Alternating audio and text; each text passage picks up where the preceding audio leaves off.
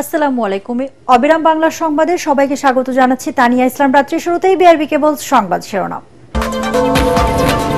3 দিনের সফরে ঢাকায় ভুটানের প্রধানমন্ত্রী, বিমানবন্দরে অভ্যর্থনা জানালেন প্রধান উপদেষ্টা। বিকেলে দুই দেশের মধ্যে দ্বিপাক্ষিক বৈঠক।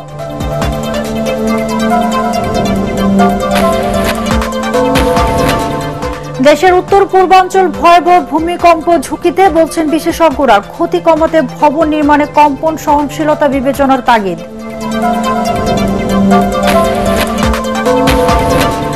বগুড়া শহরের ফুটপাত ভাসমান ব্যবসায়ীদের দখলে, বাধ্য হয়ে সড়কে চলাচল করছেন পথচারীরা। প্রায় ঘটছে দুর্ঘটনা, বাড়ছে যানজট।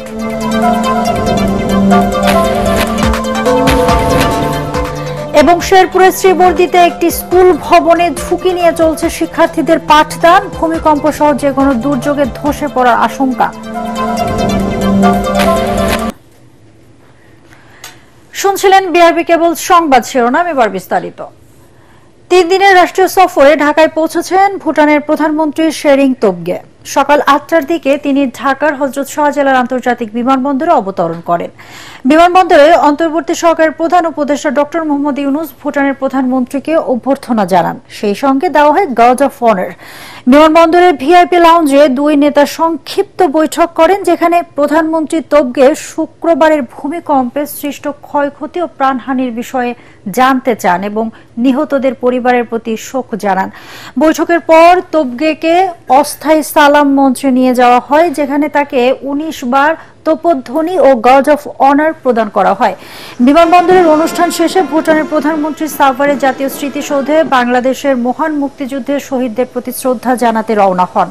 বাংলাদেশের পররাষ্ট্র উপদেষ্টা ও বাণিজ্য উপদেষ্টা বিকালে ভুটানিজ প্রধানমন্ত্রীর সঙ্গে বৈঠক করবেন বলে আশা করা হচ্ছে। এরপর বিকাল 3টার দিকে তেজগাঁওয়ের প্রধান উপদেষ্টা মোহাম্মদ ইউনূসের কার্যালয়ে দুই নেতার মধ্যে একান্ত বৈঠক হবে। ভুটানের প্রধানমন্ত্রী তোবগের সম্মানে নৈশভোজের আয়োজন করা হয়েছে।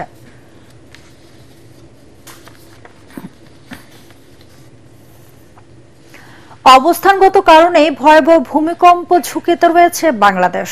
বিশেষজ্ঞরা বলছেন, দেশের পূর্ব ও উত্তর পূর্বাঞ্চলে ঝুঁকি সবচেয়ে বেশি। ক্ষতি কমাতে ভূমিকম্প সহনশীলতা বিবেচনায় রেখে ভবন নির্মাণের পাশাপাশি নাগরিকদের সচেতন করার বিষয়ে নজর দেওয়ার পরামর্শ তাদের। একই সাথে ভূমিকম্প নিয়ে বড় পরিসরে গবেষণার তাগিদ দিয়েছেন তারা। হুমায়ুন চিস্তি রিপোর্ট।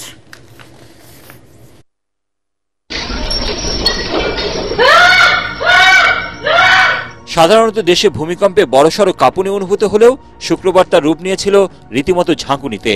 সকালে ঢাকা সহ সারা দেশে অনুভূত হয়েছে 5.7 মাত্রার এক শক্তিশালী ভূমিকম্প, যার কেন্দ্রস্থল দেশের ভেতরে নরসিংদী জেলায়। এই ভূমিকম্পের ঝাঁকুনিকে এ যাবৎকালের মধ্যে সর্বোচ্চ বলে ধরা হচ্ছে। এমন মাঝারি থেকে শক্তিশালী ভূমিকম্পের কেন্দ্রস্থল দেশের অভ্যন্তরে হওয়াটা উদ্বেগের। ঢাকা বিশ্ববিদ্যালয়ের ভূতত্ত্ব বিভাগের চেয়ারম্যান অধ্যাপক ডক্টর বদরুদ্দোজা মিয়া জানান, ভূতাত্ত্বিকভাবেই বাংলাদেশ ভূমিকম্প ঝুঁকিতে। অতীতে বেশ কয়েকটি বড় ভূমিকম্পে বাংলাদেশ ও আশপাশের ভূখণ্ড প্রকম্পিত হয়েছে। বাংলাদেশ ইন্ডিয়ান প্লেটের একটা অংশ, নর্থ ইস্টার্ন পার্টে আমাদের অবস্থান, এবং ইন্ডিয়ান প্লেট যেমনি নর্থ ইউরেশিয়ান প্লেটের সাথে সাবডাক্ট করতেছে, কলাইড অবস্থা আছে এখানে। আমাদের দেশে কিন্তু ছোট ছোট অনেকগুলো ফল্ট আছে, বিকজ আমরা সাবডাকশন জোনের কাছাকাছি। যমুনা রিভার দেখছেন, যমুনা রিভার কিন্তু এমনি এমনি হয় না, এই আর্থকোয়েকের কারণে। যমুনা রিভার একসময় ছিল ব্রহ্মপুত্র রিভার, ব্রহ্মপুত্র যেটা ময়মনসিংহ সাইড দিয়ে আসছে। এই মানিকগঞ্জ আর্থকোয়েকের কারণেই এই ব্রহ্মপুত্র রিভারে কিন্তু চ্যানেল শিফট হয়ে মানিকগঞ্জের সাইড দিয়ে এসে পদ্মার সাথে মিলিত হয়েছে। ডক্টর বদরুদ্দোজা মিয়া বলেন, বড় ভূমিকম্পগুলো সাধারণত 100 থেকে 150 বছর পর পর ফিরে আসার আশঙ্কা থাকে। সেক্ষেত্রে বড় ভূমিকম্পের শঙ্কায় রয়েছে দেশ।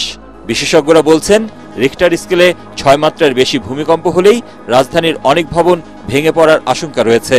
কিন্তু সেরকম ঝুঁকি মোকাবেলার প্রস্তুতি আমাদের কতটুকু? আমরা বলতেছি ভেরি হাই রিস্ক জোনের মধ্যে আছি আমাদের, বিশেষ করে নর্থ ইস্টার্ন পার্টটা, ইনক্লুডিং ঢাকা সিটি। যেভাবে আমরা আনপ্ল্যান্ড ওয়েতে আগাচ্ছি, ভার্টিক্যালি বাড়াচ্ছি, এটা আমাদের জন্য ডেঞ্জার অবশ্যই। যদি ঢাকা শহরের আশেপাশে এরকম 7.5 বা 8 মাত্রা আটকে, যেটা আমরা সাসপেক্ট করছি যদি হয়, তাহলে আসলে আমাদের কিছুই থাকবে না ঢাকা শহরে। শুক্রবারের এই ভূমিকম্প বাংলাদেশের জন্য সজাগ হওয়ার বার্তা উল্লেখ করে বিশেষজ্ঞরা বলছেন, ঝুঁকি মোকাবেলায় ও ক্ষতি কমাতে উদ্যোগ নিতে হবে এখনই। পিটি রিজিয়নের জন্য এক ধরনের আর্থিক রুলস করা উচিত, রুরাল রিজিয়নের জন্য একজনের করা উচিত, এবং আর একটু মাইনিউট স্কেলে ডিটেল ম্যাপ করা উচিত। অ্যাওয়ারনেস বিল্ড আপ আমাদের খুবই দরকার এটা। আর আমরা যে ইনফ্রাস্ট্রাকচারগুলো তৈরি করতেছি, বিল্ডিং, রোডস বা যেগুলো, সেগুলো যাতে আর্থিক কোড মেনে চলে আমরা করি। ভূমিকম্প নিয়ে দীর্ঘমেয়াদী গবেষণার জন্য ইনস্টিটিউট করার পরামর্শ দেন ঢাকা বিশ্ববিদ্যালয়ের ভূতত্ত্ব বিভাগের এই অধ্যাপক। হুমায়ুন চিস্তি, এটিএন বাংলা, ঢাকা। আগামী নির্বাচনকে উৎসবমুখর করতে সবাইকে সহযোগিতা করার আহ্বান জানিয়েছেন প্রধান উপদেষ্টা ডক্টর মোহাম্মদ ইউনূস। সশস্ত্র বাহিনী দিবসে গতকাল সেনাকুঞ্জে সংবর্ধনা অনুষ্ঠানে তিনি বলেন, নির্বাচনের মাধ্যমে নতুন পথে যাত্রা করবে বাংলাদেশ। নির্বিঘ্নে নির্বাচন আয়োজনে সশস্ত্র বাহিনীর সদস্যদের সঠিক ভূমিকা রাখার আহ্বান জানান প্রধান উপদেষ্টা। এদিকে সংবর্ধনা অনুষ্ঠানের ফাঁকে বিএনপি চেয়ারপারসন বেগম খালেদা জিয়ার সঙ্গে একান্তে বৈঠক করেন ডক্টর ইউনূস। বিস্তারিত জানাচ্ছেন একরামুল হক সায়েম।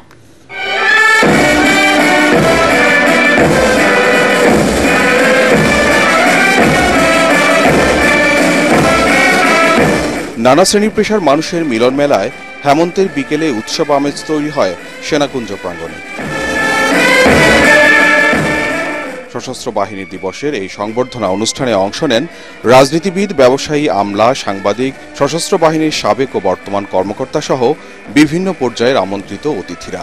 বিএনপি, জামাত, এনসিপি সহ বিভিন্ন রাজনৈতিক দলের নেতারা মেলেন পারস্পরিক আলাপচারিতায়। বিকেল 4:30টার পর সেনাকুঞ্জে আসেন বিএনপি চেয়ারপারসন বেগম খালেদা জিয়া। সাবেক প্রধানমন্ত্রীর দিকেই নজর ছিল অনেকের। উপস্থিত ছিলেন জামাতে ইসলামীর আমির ডাক্তার শফিকুর রহমান সহ বিভিন্ন দলের শীর্ষ নেতারা। অনুষ্ঠানের শুরুতে ভূমিকম্পে আহত নিহতদের স্মরণে নীরবতা পালন করা হয়। বহু আছে যারা ক্ষতিগ্রস্ত হয়েছে, আহত হয়েছে, সম্পদের ক্ষতি হয়েছে, আর্থিক ক্ষতি হয়েছে, তাদের প্রতি আমরা সমবেদনা জানাচ্ছি। সংবর্ধনা অনুষ্ঠানে দেয়া বক্তব্যে আগামী নির্বাচনকে উৎসব মুখর করতে সবার সহযোগিতা চান প্রধান উপদেষ্টা ডক্টর মোহাম্মদ ইউনূস। আমরা শিগগিরই একটা নির্বাচনের দিকে যাচ্ছি, তার প্রস্তুতি। নির্বাচনের মাধ্যমে আমরা নতুন বাংলাদেশের পথে যাত্রা করব, সেটাই আমাদের স্বপ্ন। এই নির্বাচন যেন সর্বাঙ্গ সুন্দর হয়, আনন্দমুখর হয়, উৎসব মুখর হয়, এবং আমাদেরকে সেই যাত্রাপথে সুন্দরভাবে রওনা করে দিতে পারে, সেটার জন্য আমরা সবাই মিলে চেষ্টা করব। নির্বাচনে পেশাদারিত্ব ও দক্ষতার সাথে কাজ করতে সশস্ত্র বাহিনীর সদস্যদের প্রতি আহ্বান জানান তিনি। 2024-এর ছাত্র জনতার অভ্যুত্থান ও চলমান দেশ পুনর্গঠন ও সংস্কারের কাজেও সশস্ত্র বাহিনী বরাবরের মতোই মানুষের পাশে দাঁড়িয়ে অব্যাহতভাবে দেশের মানুষের আস্থার প্রতিদান দিয়ে যাচ্ছে। বাংলাদেশের গণতান্ত্রিক উত্তরণে আসন্ন নির্বাচন একটি গুরুত্বপূর্ণ অধ্যায় হিসেবে বিবেচিত হবে। আমার সুদৃঢ় বিশ্বাস এটি নির্বিঘ্ন ও উৎসবমুখর নির্বাচন হবে। এর আয়োজনে সশস্ত্র বাহিনীর সদস্যগণ দক্ষতা ও পেশাদারিত্বের সাথে এই মহান দায়িত্ব পালন করবে। একই সাথে বহিঃশত্রুর আক্রমণ থেকে দেশের সার্বভৌমত্ব রক্ষায় সশস্ত্র বাহিনীর সদস্যদের সবসময় প্রস্তুত থাকারও আহ্বান জানান প্রধান উপদেষ্টা। একটি শান্তিপ্রিয় জাতি হিসেবে আমরা সকল বন্ধু রাষ্ট্রের সঙ্গে সম্মানজনক ও শান্তিপূর্ণ সহাবস্থানে বিশ্বাসী। তথাপি যে কোনো আগ্রাসী বহিঃশত্রুর আক্রমণ থেকে দেশের সার্বভৌমত্ব রক্ষার জন্য আমাদেরকে সদা প্রস্তুত ও সংকল্পবদ্ধভাবে থাকতে হবে। এদিকে সংবর্ধনা অনুষ্ঠানের ফাঁকে বিএনপি চেয়ারপারসন বেগম খালেদা জিয়ার সাথে একান্তে বৈঠক করেন প্রধান উপদেষ্টা ডক্টর মোহাম্মদ ইউনূস। জামাতের আমির ডাক্তার শফিকুর রহমানের সাথেও আলাপচারিতা করেন প্রধান উপদেষ্টা। এছাড়া বেগম জিয়ার সাথে দেখা করেন জামাতের আমির সহ গুরুত্বপূর্ণ ব্যক্তিরা। সন্ধ্যায় সবাইকে ধন্যবাদ জানিয়ে সংবর্ধনা অনুষ্ঠান সমাপ্তি ঘোষণা করেন প্রধান উপদেষ্টা ডক্টর মোহাম্মদ ইউনূস। কয়েক মাস পর জাতীয় নির্বাচন আর গণভোটের আয়োজন থাকায় এবার সশস্ত্র বাহিনী দিবসের এই অনুষ্ঠানটি বিশেষ তাৎপর্য বহন করছে।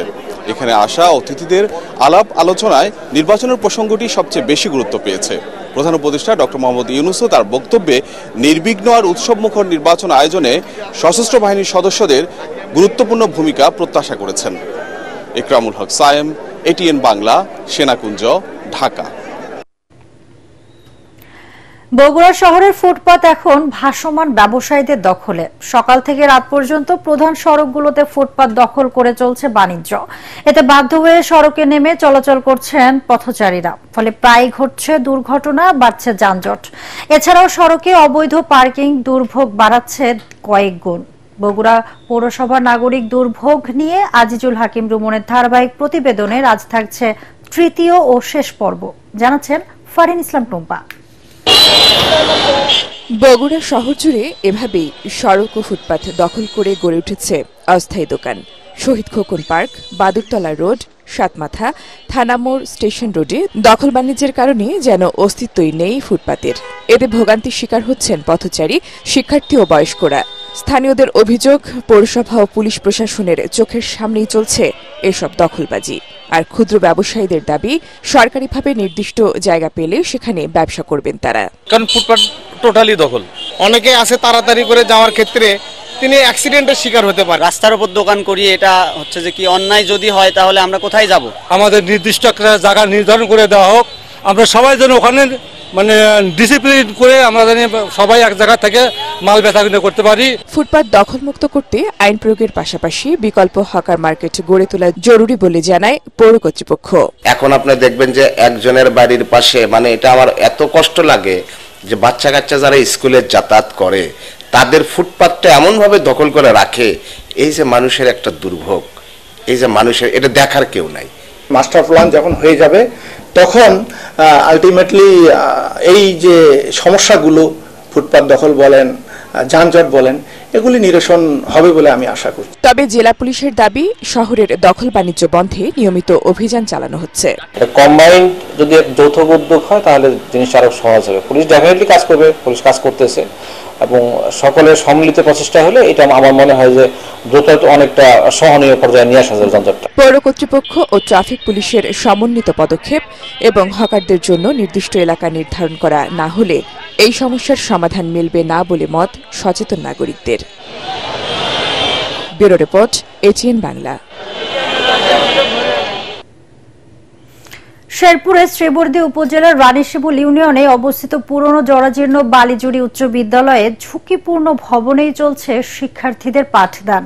এতে ভূমিকম্প সহ যে কোনো দুর্যোগে ভবনটি ধসে পড়ার আশঙ্কা করছে শিক্ষক শিক্ষার্থীরা, তাই প্রতিদিন আতঙ্কে থাকে তারা। শেরপুর প্রতিনিধি আব্দুর রহিমের বাদলের পাঠানো তথ্য ছবিতে আরো জানাচ্ছেন শরীফুল ইসলাম।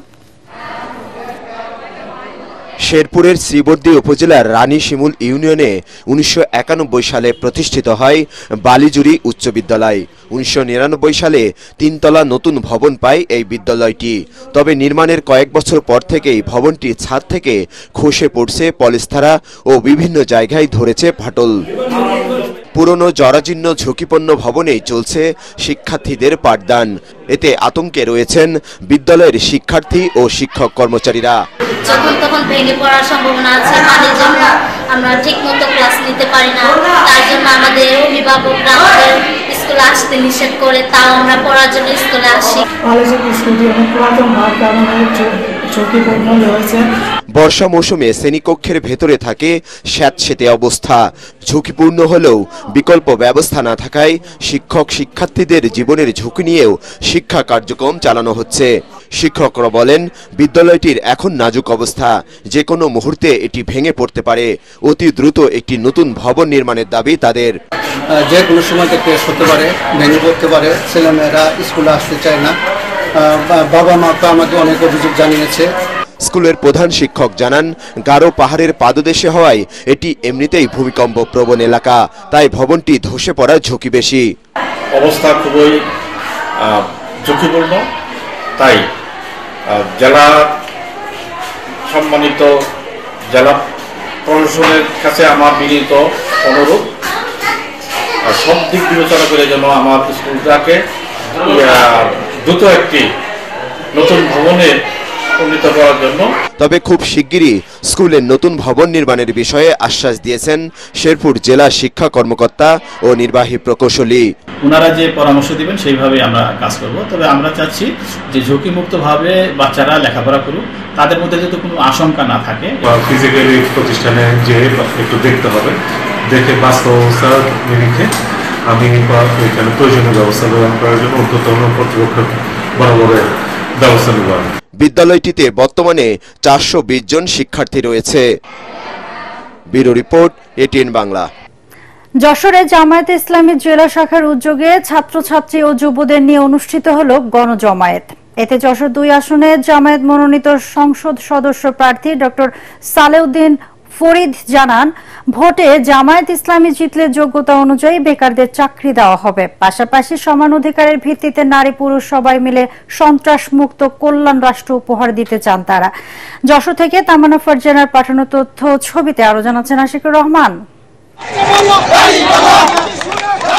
ঝিকরগাছা উপজেলার বিএম হাই স্কুল মাঠে শুক্রবার দুপুর থেকেই যেন জনস্রোত নামে।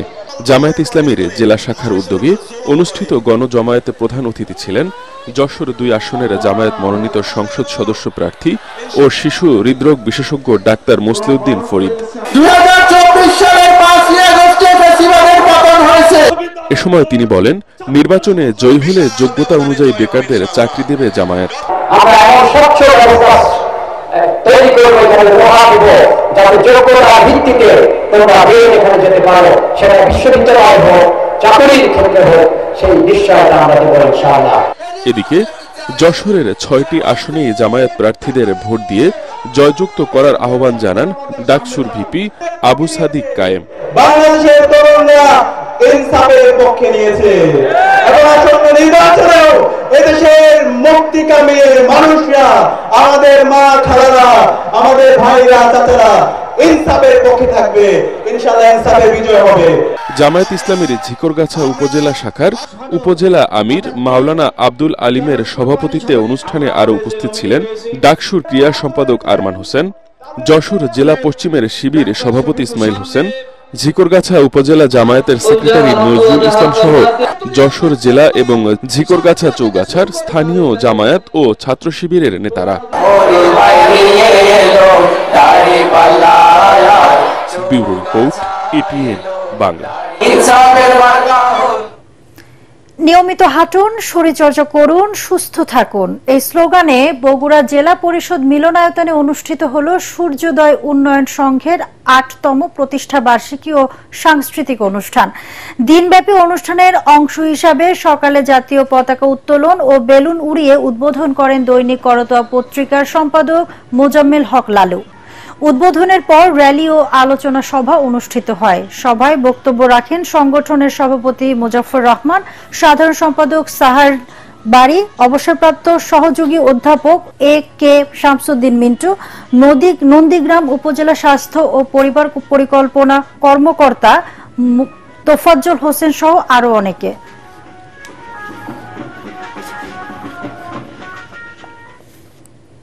এবারে খেলার খবর।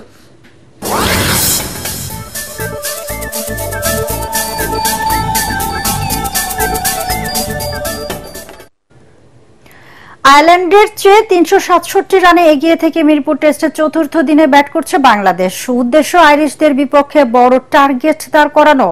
আগের দিনের 1 উইকেটে 156 রান নিয়ে খেলতে নামে সফরকারীরা। 69 রান নিয়ে সাদমান ইসলাম এবং 19 রানে অপরাজিত থেকে ব্যাটিংয়ে নামেন মুমিনুল হক। দলীয় 172 রানে ম্যাকব্রাইনের শিকার হস সাদমান। সাজঘরে ফেরার আগে তার সংগ্রহ 78 রান। দলের স্কোরে আর মাত্র 2 রান যোগ হতেই আউট হন অধিনায়ক নাজমুল হোসেন শান্ত। সকালে মাঠে নামতে বাংলাদেশের উপর আইরিশ ঝড় বয়ে যায়। শেষ খবর পাওয়া পর্যন্ত দ্বিতীয় ইনিংসে বাংলাদেশের সংগ্রহ 3 উইকেটে 206 রান। মুশফিকুর রহিমের 100তম এই টেস্টে বাংলাদেশের 476 রানের জবাবে প্রথম ইনিংসে আয়ারল্যান্ড 265 রানে অল আউট হয়। শেষ করার আগে বিআরবি কেবল সংবাদ শিরোনাম আরেকবার। 3 দিনের সফরে ঢাকায় ভুটানের প্রধানমন্ত্রী, বিমানবন্দরে অভ্যর্থনা জানালেন প্রধান উপদেষ্টা। বিকেলে 2 দেশের মধ্যে দ্বিপাক্ষিক বৈঠক।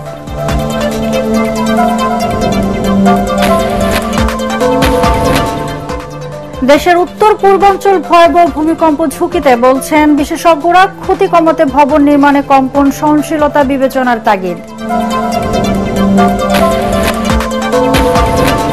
বগুড়া শহরে ফুটপাত ভাসমান ব্যবসায়ীদের দখলে বাধ্য হয়ে সড়কে চলাচল করছেন পথচারীরা, প্রায় ঘটছে দুর্ঘটনা, বাড়ছে যানজট।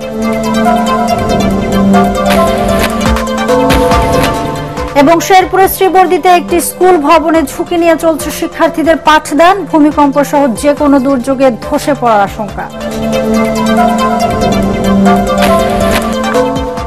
দর্শক, পরবর্তী সংবাদ দেখার আমন্ত্রণ জানিয়ে এখনকার মতো শেষ করছি। এটিএন বাংলা সংবাদ ইউটিউবে দেখতে ব্রাউজ করুন youtube/ATN বাংলা নিউজ। ধন্যবাদ সবাইকে।